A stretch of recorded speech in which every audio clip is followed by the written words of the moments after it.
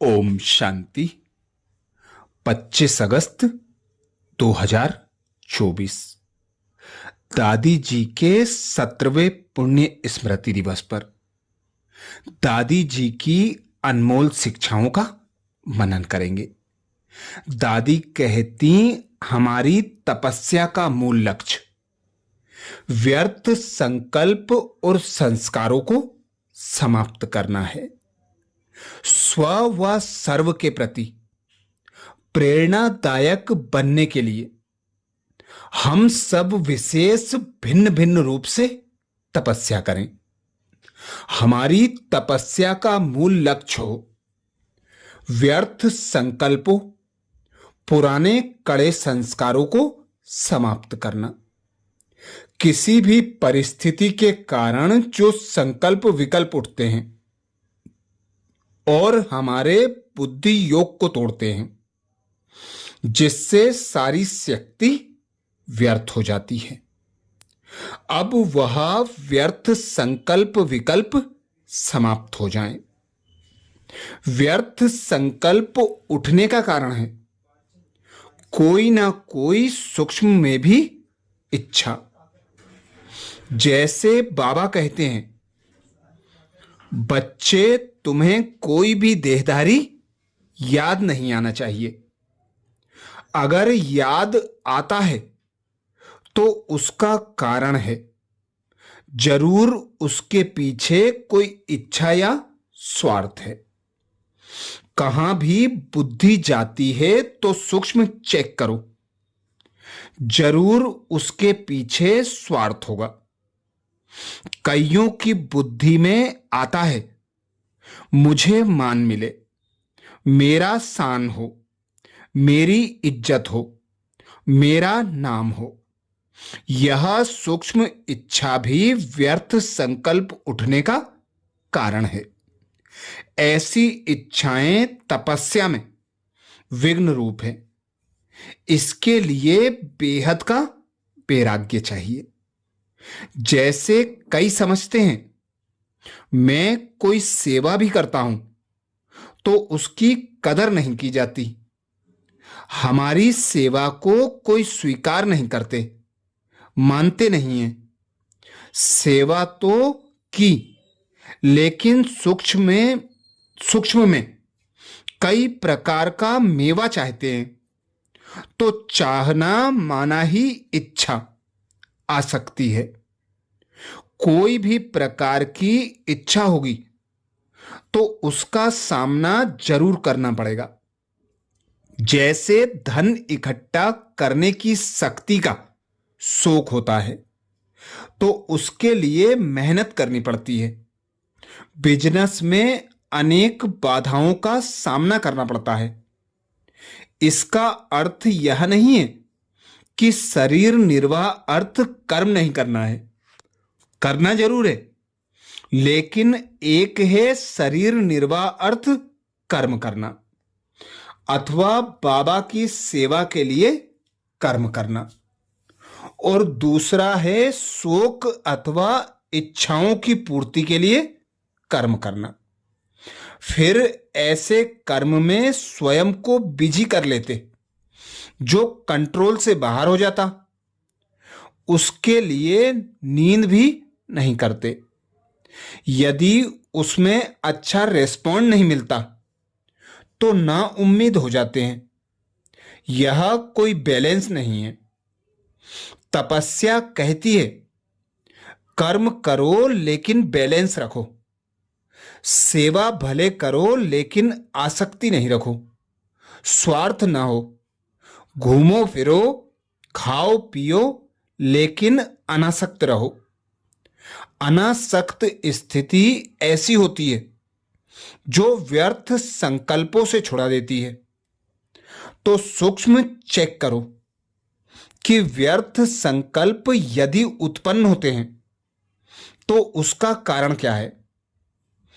क्या किसी भी प्रकार का शौक है या कोई आसक्ति है।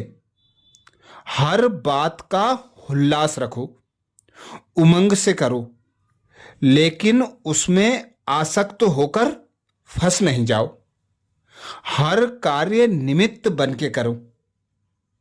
मान लो कोई ने मुझे कुछ कहा, हमारे कानों तक वह बात आई और मेरी खुशी गुम हो गई। ऐसी फीलिंग आई जो चेहरा ही मुरझा गया। तो तपस्या करने के पहले चेक करो कि क्या हमने इस फीलिंग के फ्लू को समाप्त किया है। मेरी खुशी को कोई भी बात नीचे तो नहीं ले आती है। छोटे से छोटी बात हो या बड़ी बात हो, किसी भी बात का मेरे माइंड पर असर तो नहीं आता है। यदि माइंड पर असर आया, फीलिंग आई, तो तपस्या भंग हुई। बाबा कहते, बच्चे तुम्हारी स्थिति ऐसी चाहिए जैसे कमल का फूल। कमल फूल अर्थात निर्लिप्त। सब कार्य करो लेकिन निर्लेप रहकर करो, निमित्त मात्र करो। तपस्या का आधार ही है न्यारे और प्यारे बनो। इससे स्थिति अडोल रहेगी। न्यारे प्यारे रहेंगे तो कोई भी इच्छा आसक्ति पैदा नहीं होगी। जब कोई भी आसक्ति नहीं, मान शान, बड़े छोटे, अच्छे बुरे, कोई अच्छा नहीं, तो आपकी स्थिति बहुत बहुत स्वीट हो जाएगी। फिर ऐसी स्थिति से याद में बैठो तो स्थायी याद हो जाएगी। तपस्वी मूर्त बन जाएंगे। तपस्वी मूर्त बनने के लिए इच्छा मात्रम अविद्या बनो। किसी भी प्रकार की अंश मात्र भी इच्छा ना हो।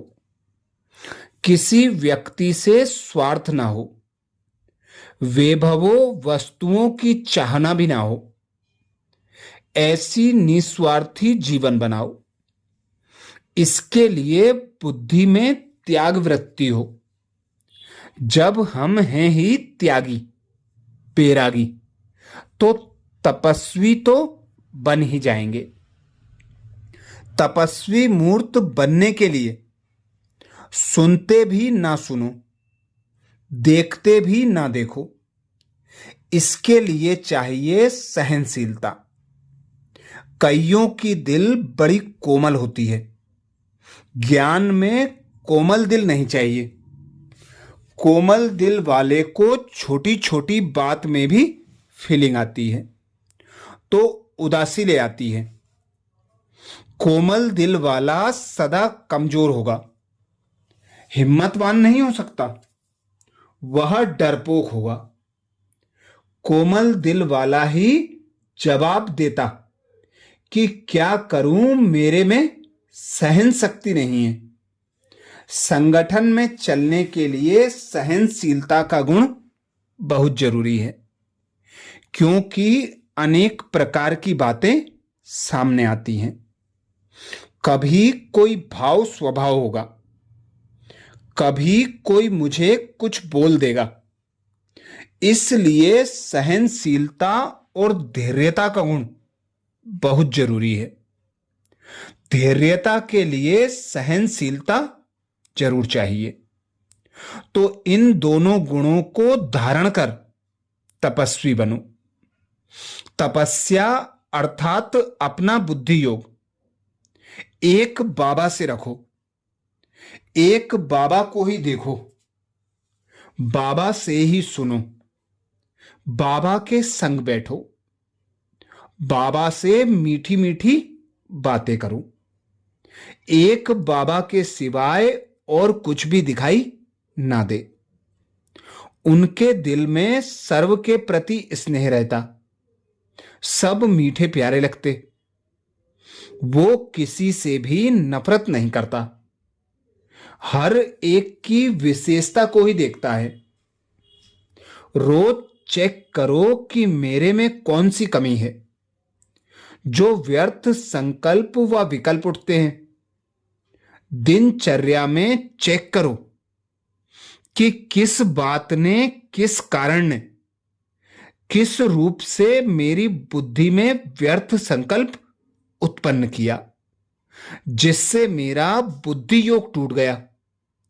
यदि बुद्धि योग टूटता नहीं तो निरंतर आत्मा का दीपक जैसे जगा हुआ है, फिर खुद को और दूसरों को भी रोशन करते रहेंगे। खुद में भी साइलेंस की शक्ति भरी हुई होगी और दूसरों को भी वही वाइब्रेशंस मिलते रहेंगे। अब अपनी ऐसी स्थिति रखो जो सदा मौज में और मजे में रहो। ऐसा कभी भी ना हो जो कोई बात का चिंतन नींद ही फिटा दे। कईयों में व्यर्थ चिंतन करने की ऐसी आदत होती है जो अपना टाइम एनर्जी वेस्ट करते हैं, नींद भी खराब कर देते हैं। छोटी सी बात होगी और सोचेंगे बहुत लंबा, बात कुछ भी नहीं होगी और चिंतन इतना बड़ा करेंगे जो राई को पहाड़ बना लेंगे। लेकिन इन सभी का सूक्ष्म कारण है स्वार्थ, इच्छा, चाहना। इसने मेरी इंसल्ट क्यों की? बस इतनी सी बात का विस्तार ऐसा कर देंगे जो पूरा 24 घंटे की एनर्जी वेस्ट कर देगा। फिर वह तपस्या क्या करेंगे? तो तपस्या के पहले अपना चार्ट चेक करो और चेकिंग करके परफेक्ट बनो। साइलेंस की शक्ति, तपस्या की शक्ति ऐसी बढ़ाओ जो सूक्ष्म में भी कोई इच्छा ना रहे। अगर अब तक हो तो उसे समाप्त करो। इच्छा होगी तो उसकी निशानी है, फीलिंग जरूर आएगी। कोई मेरी बात दूसरों से कह रहा है तो उसका वाइब्रेशंस आएगा, चिंतन चलता रहेगा। लेकिन अगर अच्छे हैं तो मौज में रहें। हमने बुरा ही क्या किया है जो ऐसे चिंतन में समय गवाते हैं। सदा बी गुड डू गुड का स्लोगन याद रखो तो किसी भी बात की फीलिंग नहीं आएगी। सदा डबल ओके रहो, फिर नेचुरल हल्के हो जाएंगे। योग में बैठते ही लगे कि हम बिल्कुल हल्के हैं, उड़ रहे हैं। हमारी बुद्धि स्वच्छ साफ आईने की तरह हो तो उसमें कई अनुभव कर सकते हैं। यही अभ्यास हमें निरोगी बनाएगा, संपूर्ण बनाएगा। इस तपस्या से सारे विश्व में आवाज पहुंचेगा। हम सबकी एक ही भावना है कि विश्व का कल्याण हो, परिवर्तन हो, सुखमय संसार आए। यही एक संकल्प है, बाकी हमें और कुछ नहीं चाहिए। अच्छा, ये विशेष अनमोल महावाक्य दादी प्रकाशमणि जी के हैं, जिसमें दादी ने विशेष अटेंशन खिंचवाया। हमारी तपस्या का मूल लक्ष्य व्यर्थ संकल्प और पुराने संस्कारों को समाप्त करना है। इसी आधार पर हम संपूर्ण संपन्न बाप समान बन सकते हैं। अच्छा, ऐसे ही और दादी के विशेष महावाक्य सुनने के लिए बाबा के चैनल को सब्सक्राइब करें। वीडियो को ज़्यादा से ज़्यादा बीके भाई बहनों तक शेयर करने की सेवा जरूर करें।